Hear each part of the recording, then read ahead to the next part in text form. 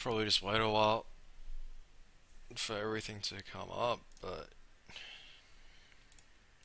everything's good. So, hi guys, welcome to another chat session. I decided to do 2 times a week because sometimes I just want to talk about Counter Strike and just ramble on. Other days I don't really, but I'm going to be trying to make it for at least Sunday and Thursday on a consistent basis.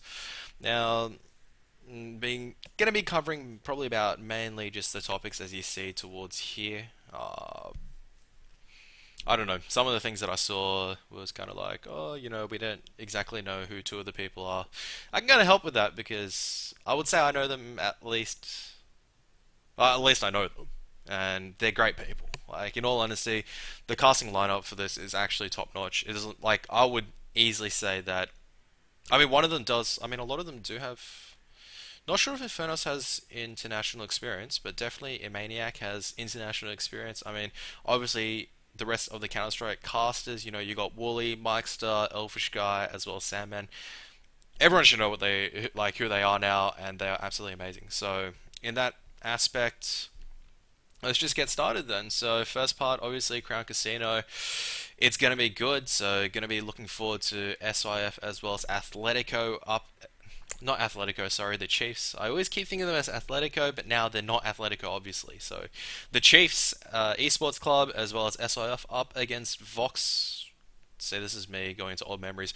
Renegades as well as Team Immunity. So, Renegades obviously coming back a bit weak, but obviously, it's just a down slump. As probably Mike Star covered in his video, they're going to be looking to redeem themselves at this Crown Casino event. So as I am, they're on the up and up. 3 months, 4 months ago, I would have completely doubted them, saying that they would get this far.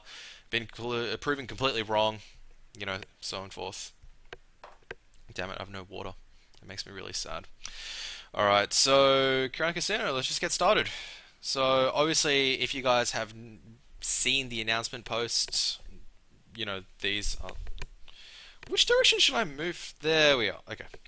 So if you have seen the announcement post, as you can clearly see, this is the lineup. So obviously Sandman is going to be the analysis desk host once again, and then our two analysts, or we do have two commentators obviously, but I'd say that Wooly is going to be the analyst at the desk, alongside Mike Star and Elfish Guy would be the two commentating. So Elfish Guy once again doing an excellent play-by-play, Mike Star doing the color casting. So it's probably you're asking, who is Maniac and who is Infernos. So for those who do not know, Maniac is effectively the COD caster for a lot of the things. So for the COD console, he is absolutely amazing. So he has been casting for tons of years now. He's gone internationally for the Call of Duty World Championships.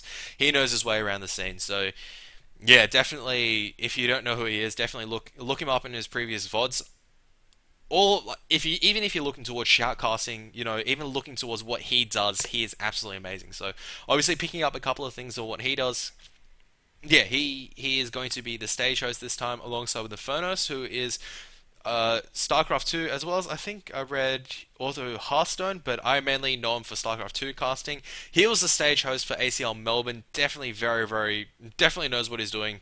Very well presented, very enthusiastic, and very professional. So obviously a big shout out to all, they're going to do a fantastic job. I would easily say that this would eclipse any other international event. I mean, I'm confident to say that. There is an international level of lineup that is happening alongside with the six people.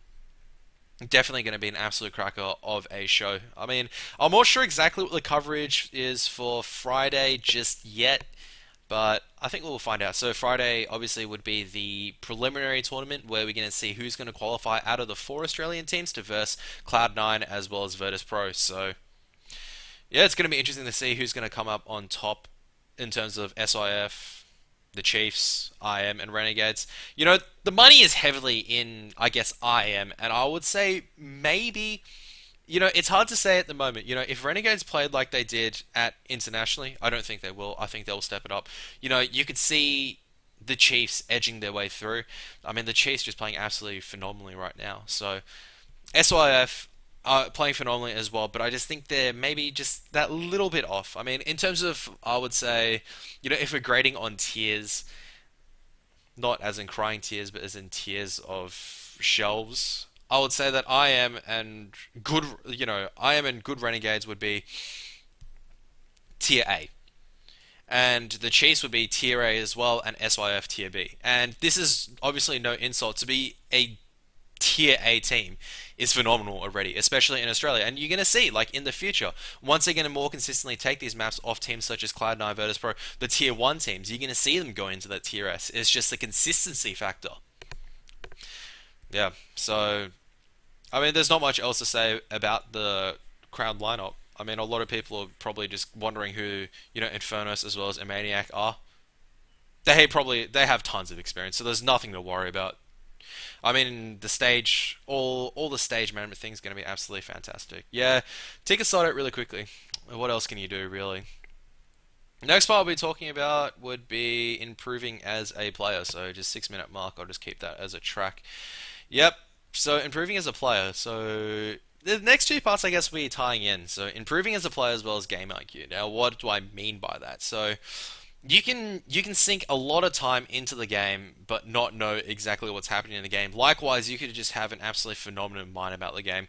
I was watching Thorin talk about Faker, and it's something similar to that. It's where players who just have that consistently high game IQ. I've created a very, very cool pentagram. It's going to cover like some of the topics, but it's kind of like, how would you rate a player? This is not a complete diagram. I would not say, you know, how everyone like would rate as a potential or ability. I would say that this would probably be the best part to describe it. So when you see something like this, you'll never see a perfect player. I was going over this last week, but you'll never see a perfect player in terms of 10 out of 10 for game impact and clutch ability. What I mean by that is the ability just to blow open the round. When we talk about that, you look at players who just have the ability just to come out absolutely firing and just completely change the momentum. And you have players renowned like that. And it's just hard to describe it in a way. Game impact simply just clutch ability, as in even if they're a 1-on-3, most of the time you'd say that the 3v1 is going to win. But if you look at players like Get Right during his prime, I mean, I think he had a clutch rating of more than 50%, which is absolutely absurd. You would say that he would have probably one of the best clutch abilities in the game. I know Hiko definitely touted as one of the best clutch potentials as well. So I kind of tied in those two because I think to become a clutch player, you need to have the ability to make a good game impact. What I mean by game impact is you snap. Yeah, I know. It's just RNG got absolutely demolished by Hiko a lot of the times, but if you look at what I mean by that, it's like the game impact would be, say for example, you got the AWP in the hands of JW or the hands of Kenny S, who can just instantly just come around, instantly get 2 to 3 quick kills, or the strong riflers who can just instantly come in, get 3 kills, just clean out of sight, and they can do it and just completely blow open the round. I mean, it's like, a 2v5 situation, they come in and get 3 quick kills, and suddenly it's a 2-on-2, bomb plant goes down, bang. The round's now for anyone. Now, that would probably just take time, and it kind of ties in with game IQ, which is the potential of a player to just read and just understand exactly what's happening in terms of the entire matchup. What I mean by that is, once again, it's like kind of going into the chessboard. It's, you look at it and you can just instantly just go, all right, this ties in the map control. Everything just ties in with one another towards the end, which is why you probably look at the greatest players. They have pretty much, 8 and 9s and 10s out of most of these aspects, simply because they know exactly what's happening. Now with game IQ, you can understand where everything is going towards. You can understand, alright, so this is what the opponent is most likely going to do. This is what I need my team to do. What I mean by you understand what the opponent does is that you're literally sitting in the opponent's feet. Or shoes, should I say, and you exactly know what they're going to do. You're going to be, alright, if I was in this situation, I'd be here. I'd be there. Now, not all the players have that ability, because you have to be focused on yourself a lot of the time. You got to think about, okay, what do I need to do next? But a lot of the time, people skip on the fact it's like, okay, if I was a counter-terrorist, say for example, if I was playing a 1-on-2, what would I do as a counter-terrorist in the scenario? I know the terrorist has come here on Mirage. What would I do about that as a counter terrorist. And now as a terrorist, I know exactly how to counter. How does this player like playing in these certain play styles? Does he like playing aggressive? Does he like playing defensive? Does he like pushing out a lot of the time? Now, if he's pushing out a lot of the time, is he pushing consistently at one place? Is he pushing somewhere? What is he making impact with the game? How can we shut him down? That's what I mean by game IQ, is where you can just consider the entire aspect of the game. You're not looking simply just. You're not looking from within to outside. You're looking from outside to within. So there's a box, and instead of looking from inside that box, you're actually just outside the box and just looking at everything within. So that's what I really mean by. Yeah, that's what I mean by thing.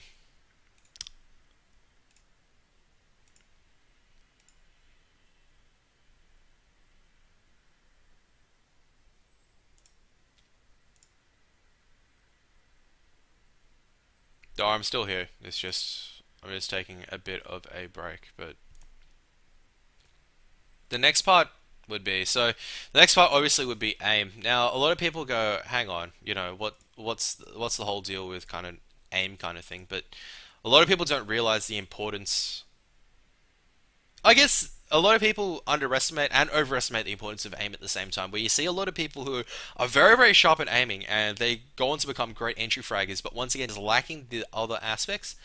And similarly, you have a lot of good players who will cake their aim a lot of the time, especially under pressure. Now, I mean, it's an aspect where I could keep talking on and about, but I guess a lot of people know exactly what happens with aim in this scenario, I guess.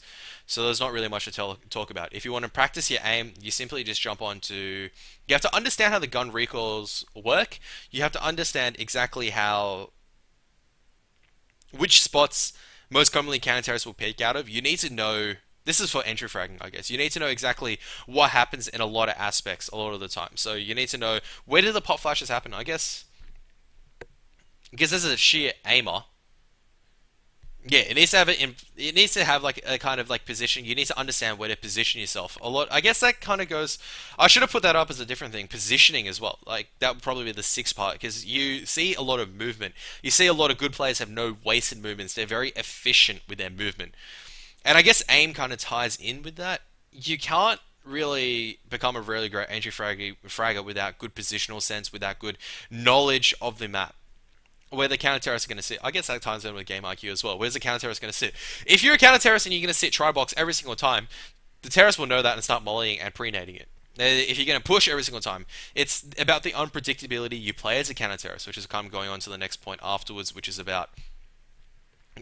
can't remember my points now, which is about, yeah, just playing aggressive passive and whatnot. So yeah, aim, different ways you can work on it. I mean, you have defensive aim and aggressive aim. A lot of people don't realize that it is a bit of a difference. It is a difference at the end of the day, defensive and aggressive aim. Look, with defensive aim, it just comes down to, I would say, playing in scrims, because scrims reward defensive play. Now, that's the biggest part of it. Scrimming, when you play with your team, you have to play defensive, because if you play aggressive and you lose your sight effectively, you're going to get punished very heavily. Now, if you come back towards pugs, for example, that rewards aggressive aim a lot, because because when you're trying to get on into a site, you got to be very, very good at opening up, getting 2-3 quick frags. So that's probably the best way to practice in terms of the two aspects. Now, map control, it's a bit of an interesting thing. Map control is pretty much how you dictate where you move everyone. So map control, say for example you got Mirage. You know, it's how you can move the counter-terrorists around. You can understand, this ties in once again with game IQ, you can understand where the enemy is going to be putting their players, you can understand how you can manipulate those players around so you can seize control of the map. The Chiefs do this, possibly the current Chiefs do this probably the best out of, all the domestic teams, excluding I Am a Renegades, just from when I was watching. They knew exactly how to push the counter-terrorists towards another side, and then you can simply just, counter trade. Because you've suddenly got, you've now moved, the counter-terrorists, 3 towards, say, B site on Mirage, and there's only 2 on A, and you've got 4 on A ready to set up with possibly, 1 at mid ready to cut off the rotation through CT Con. Now That's map control. That's utilization of smokes and flashbangs, as well as noise, as well as defensively not giving away any information that's not necessary. That's where probably that's where it ties in with leadership. Leaders know need to know exactly where to move their people so they can seize map control. It's very interesting watching the dancing around of players. So there is no one player who's going to be a 10 out of 10 out of all aspects, but there's going to be people that are close. So um, going on to, yeah, I talked about game IQ as well. The biggest way to practice game IQ is pretty much you have to start reading and understanding why people do things. Sometimes there is no reason why people do things. They just run through, shoot you in the head, and just keep running. There's nothing to be gained out of that a lot, but you look at the good plays. You look at how, say for example, Yam or Havoc or Sponge or any just pretty much tier A player at the moment in Australia or tier S internationally if you're into that. You look at them and you go, okay, why are they doing this? Don't look at, oh, that's amazing aim. They just absolutely frag. Why are they doing this? What is supporting them allowing to do that? What are the crossfires being set up? What are the pop flashes being used by other players? How can I emulate that? How do the enemies take a site? Now, once you can see that, you can start improving because you can start understanding the game. And once you start understanding about the game, it just evolves on a completely different level. So, I guess we're going on to, aggressive versus passive versus strats. Once again, you have, aggressive plays, which is just a fast site take, or as a counter terrorist, you push very aggressively to get information, either during the beginning of the round or later during the round, or you just try to seize map control. I mean, a clear example, once again, we'll break it down to Demirage, where you'll see a lot of counter terrorists actually smoke up catwalk and push up mid, because it's a very, very good smoke line, sorry, for the counter terrorists to work with. And that is up against versus, setup takes. Now, how do you know which one to play and how do you counter it? So we'll start with the terrorist side. If you're playing aggressive as terrorists, it just pretty much means that you're going straight into a site, you're not faking anything, you're just relying on aim, and a lot of the time, you can force your way onto a site with good smokes, good molotovs, good flashbangs, you'll be able to bang, bang, bang, make your way in. Now, for a counter-terrorist to counter against that, it would really play very defensively. You need to use defensive smokes. You cannot play aggressive. If you play aggressive, it's very easy for you to be picked off because the terrorists will en masse storm you. You need to know how to play passive with that. You need to know how to counter smoke. You need to flash, and so on and so forth. Now, if you're terrorists, you're playing passive.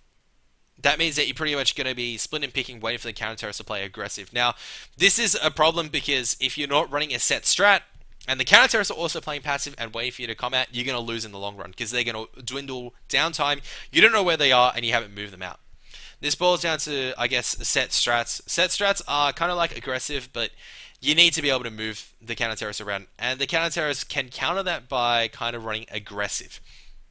It's kind of like a very interesting triangle, but it's a malformed triangle. In terms of when a team is running strats, a terrorist team is running strats, a counter-terrorist can shut that down by pushing hard and getting information early or even during the mid-game. Because, say, for example, once again, on Mirage, if you have a B-Apps player, they go, hang on, we're not hearing anything B-Apps. He's pushed all the way through B-Apps, and he goes, there's no one B-Apps.